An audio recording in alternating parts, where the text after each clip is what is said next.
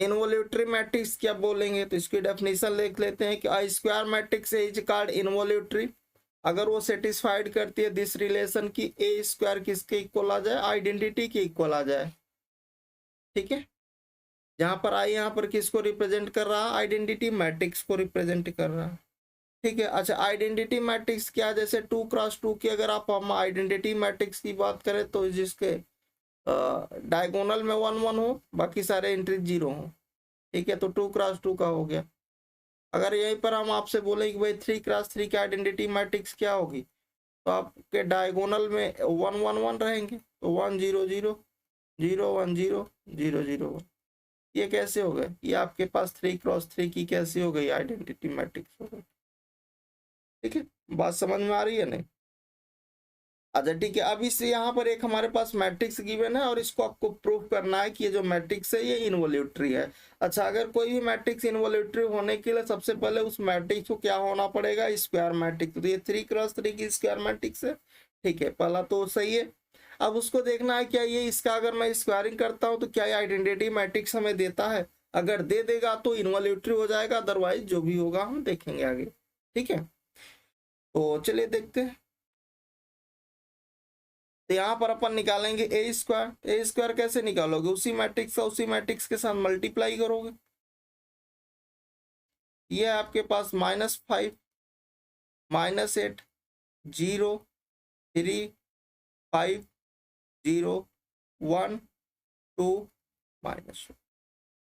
Again same matrix को note करिए, -5 -8 0 3 5 0 1 2 -1। ठीक है, अब इधर से अपन क्या लेंगे, इधर से अपन रो लेंगे और इधर से अपन कॉलम लेंगे। देखो ऐसे, इधर से अपन रो लेंगे और इधर से अपन कर दीजिए मल्टीप्लाई। तो कितना होगा, इधर ये हो गया आपके पास प्लस का 25 बनेगा और इधर से ये माइनस का 24 बनेगा और इधर से 0 हो जाएगा। फिर आप नेक्स्ट वाले में करोगे इसके साथ, ये बनेगा प्लस का 14, फिर ये बनेगा माइनस का 14 प्लस का 0। फिर जब आप करोगे तो 0 + 0 + 0 बन जाएगा। फिर इसका करना R2 का, R2 का करोगे तो इधर माइनस का 15 प्लस का 15 प्लस का 0। ठीक है, और इधर माइनस का 24 प्लस का 25 प्लस का 0। ठीक है, प्लस 0 0 और अपने पास ये 0 ही रहेगा। फिर आप R3 वाले का कर दीजिए, इधर आपके पास -5 प्लस का 6 माइनस का। ठीक है, इधर आपके पास -8 प्लस का 10 माइनस का 2। ठीक है, फिर ये 0 0 प्लस 1। तो आप देखेंगे यहाँ पर आपको ये क्या दे रहा है, that is A square is equal to दे दिया सारे में। देखो ये 1 आ गया, ये 0 हो गया, ये 0, इधर ये वाला 0, इधर ये 1, ये 0 0 0 ये 1। डायगोनल में देखो 1 आ रहा है, बाकी हर जगह एंट्री 0 है। ठीक है, इसी को हम लोग क्या बोले, ए स्क्वायर, इसको हम लोग आई नाम देते हैं। ये 3x3 की आइडेंटिटी मैट्रिक्स है। ठीक है, तो यहाँ पर हम लोग बोल सकते हैं कि हेंस ए इज क्या हो गई, इनवॉल्यूटरी। ठीक है,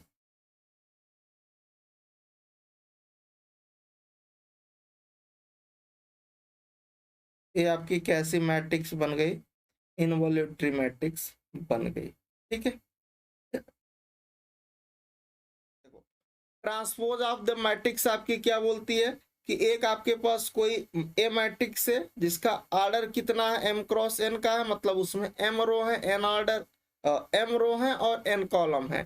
ठीक है, ऑब्टेन बाय इंटरचेंजिंग, अगर मैं उस ए मैट्रिक्स का जिसका ऑर्डर m×n है, अगर मैं उसके रो को कॉलम में चेंज कर दो और कॉलम को रो में चेंज कर दो, एंड द मैट्रिक्स किसके, उस m×n मैट्रिक्स को, तो जो नई मैट्रिक्स हमारे पास बनेगी वो क्या होगी, ट्रांसपोज ऑफ है, मतलब उस ए मैट्रिक्स का वो क्या होगी, ट्रांसपोज होगी। एंड इज डिनोटेड बाय, इसको हम लोग ए डैश से या फिर ए की पावर टी से डिनोटेड करते हैं ए ट्रांसपोज को। ठीक है, जैसे कि इस एग्जांपल्स में देखो, इस एग्जांपल्स में आप देख पा रहे हो कि इसके पास 3 रो है, फर्स्ट रो है, ये सेकंड रो है और ये पूरी की पूरी थर्ड रो है। मतलब इसमें 3 रो है, 4 कॉलम है, ये C1 कॉलम है, ये आपका C2 कॉलम है, ये आपका C3 कॉलम है और ये आपका C4 कॉलम। इसमें 3 रो है, 4 कॉलम है। मतलब मैंने कहा कि इस रो को आप कॉलम में इंटरचेंज कर दो। जो पहले रो वन थी अब उसको कॉलम में लिख दो, और जो पहले कॉलम था उसको। तो देखिए इस रो को जब आप कॉलम में लिखोगे तो भाई इंटरचेंजिंग कर रहे हो, तो देखो ये रो वाला कॉलम में आ गया। ठीक है, दिख रहा है 2 3 4 5, तो ये कॉलम में हो गया। फिर ये R2 वाला देखो, इसको मैंने यहाँ पर इसके साथ कर दिया। अब ये मैट्रिक्स जब देखोगे तो ये आपके पास क्या हो गई, ये R1 रो हो गई, ये R2 रो हो गई, ये R3 रो हो गई और ये R4 रो हो गई। ये आपके पास C1 कॉलम है, ये C2 कॉलम। जब आपने इसको इंटरचेंज किया, ए डैश इसका निकाला, तो ये आपके पास आर्डर भी इंटरचेंज हो जाएगा। भाई रो को अपने कॉलम में किया, कॉलम को रो में किया। तो पहले ये 3x4 की मैट्रिक्स थी, जब आपने इंटरचेंज किया तो ये आपके पास 4x3 की मैट्रिक्स बन गई। ठीक है, तो कोई भी आपके पास गिवन मैट्रिक्स होगी m×n की, अगर उसके रो को कॉलम में इंटरचेंज कर दो, कॉलम को रो में इंटरचेंज कर दो, तो उस मैट्रिक्स का क्या हो जाएगा, ट्रांसपोज हो जाएगा। मतलब ए डैश बोलो या फिर ए ट्रांसपोज बोल सकते हो। आगे बढ़ते इसकी प्रॉपर्टीज के बारे में बात करते हैं कि अगर आपके पास कोई ए मैट्रिक्स है m×n की, आपने उसका ट्रांसपोज किया और अगेंस्ट आपने उसका ट्रांसपोज कर दोगे तो आपको डायरेक्ट वही सेम मैट्रिक्स मिल जाएगी। दैट मीन्स कहने का मतलब ये है कि the transpose of A matrix, कोई भी आपके पास ए मैट्रिक्स है और उस मैट्रिक्स का आपने ट्रांसपोज किया और अगेन फिर से उसका ट्रांसपोज कर दोगे तो वो आपको इटसेल्फ दे देगी, वही स्टार्टिंग वाली मैट्रिक्स आपको मिल जाएगी। ठीक है, अगर आपके पास कोई दो मैट्रिक्स है, एक ए मैट्रिक्स है दूसरा बी मैट्रिक्स है, आपने उसका एडिशंस किया और उसका आपने ट्रांसपोज करोगे तो आपके पास वो किसके इक्वल होगा, A transpose plus B transpose. मतलब the transpose of the sum of two matrices is the sum of their transpose. ठीक है, अलग अलग उसके ट्रांसपोज के सम के बराबर होगा। ठीक है, अगर आपके पास कुछ इस तरह से है कि यहाँ पर के आपके पास कोई नंबर है, ठीक है, और के इंटू ए है और उसका आपने होल ट्रांसपोज किया, तो जो के होगा वो जब बाहर निकलेगा तो चूंकि एक नंबर है और ए का क्या हो जाएगा, ट्रांसपोज हो जाएगा। ठीक है, अगर आपके पास कोई ए मैट्रिक्स है एक दूसरे बी मैट्रिक्स है, दूसरा आप दोनों का आपने प्रोडक्ट का होल ट्रांसपोज किया तो आपके पास ये रिवर्स मिलेगा। मतलब पहले बी ट्रांसपोज मिलेगा और फिर आपको ए ट्रांसपोज मिलेगा।